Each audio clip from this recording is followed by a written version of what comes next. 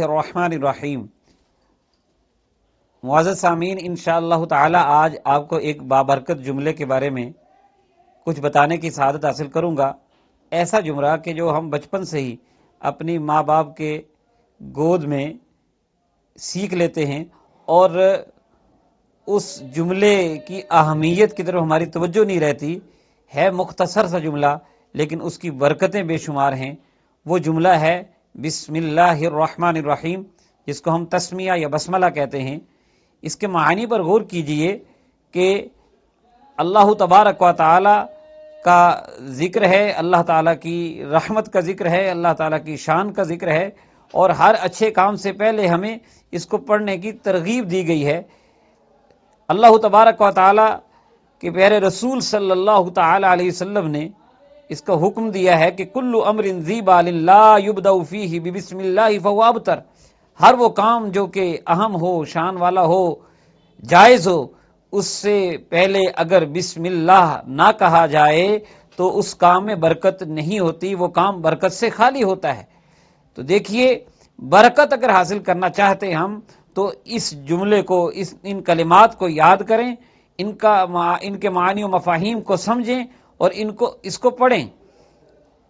دیکھیے، با سے اس کا آغاز ہوتا ہے، بازر بی، یہ حرف جار ہے، اس کا مطلب ہے سے، اسم، اس کا مطلب ہے نام۔ اس سے آگے لفظ ہے اللہ۔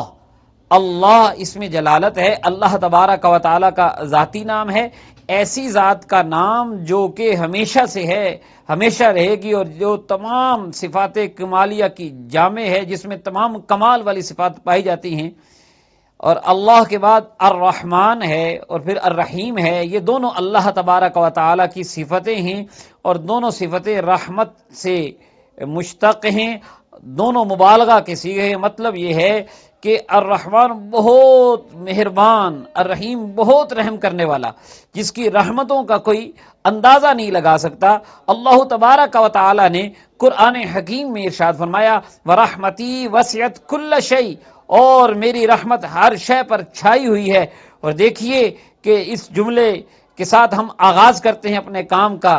اب اس پورے جملے کا مفہوم یہ بنتا ہے اللہ بے حد مہربان رحمت والے کے نام سے شروع۔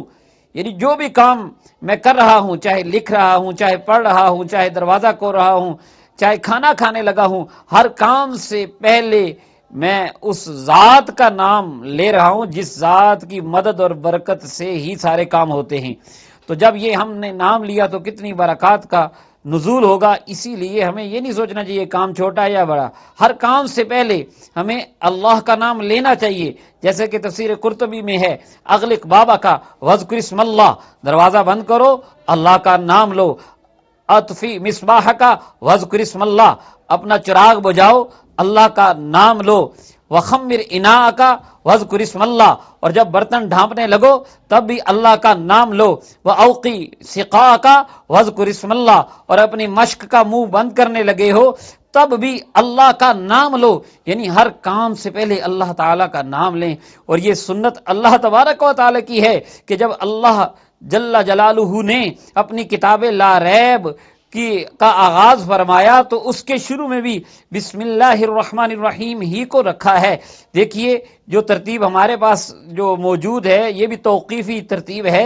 اس ترتیب میں سورہ فاتحہ ہے، اور سورہ فاتحہ سے پہلے بھی بسم اللہ الرحمن الرحیم ہے، بلکہ قرآن حکیم کی 114 میں سے 113 سورتوں کے شروع میں بسم اللہ الرحمن الرحیم آیا ہے، اور یہ قرآن پاک کی ایک مستقل آیت ہے، اگرچہ سورتوں کا حصہ نہیں، اسی لیے اس کو سورتوں سے علیحدہ امتیازی شان سے لکھا جاتا ہے۔ اور اسی لیے جب امام قرات کرتا ہے تو قرات کے شروع میں بسم اللہ الرحمن الرحیم آہستہ پڑھتا ہے اور سورہ فاتحہ اونچی آواز میں پڑھتا ہے، کیونکہ ہمارے فقہا کے نزدیک یہ سورت کا حصہ نہیں، لیکن قرآن پاک کی ایک مستقل آیت ہے جو سورتوں کے درمیان فاصلہ بتانے کے لیے نازل ہوئی ہے۔ صرف سورہ توبہ کے شروع میں بسم اللہ الرحمن الرحیم نہیں لکھی جاتی اور پڑھی بھی نہیں جاتی۔ اگر سورہ توبہ سے آپ تلاوت کا آغاز کر رہے ہیں تو تلاوت کے لیے تو آپ اعوذ باللہ من الشیطان الرجیم اور بسم اللہ الرحمن الرحیم دونوں پڑھیں گے، لیکن اگر پیچھے سے آپ کی تلاوت جاری ہے اور آپ سورہ توبہ درمیان میں آ جاتی ہے تو اس سورت کے شروع میں آپ بسم اللہ الرحمن الرحیم نہیں پڑھیں گے، البتہ باقی ساری سورتوں کے شروع میں بسم اللہ الرحمن الرحیم پڑھنا سنت ہے، اور تلاوت سے پہلے بسم اللہ الرحمن الرحیم پڑھنا یہ مستحب ہے، اچھی بات ہے۔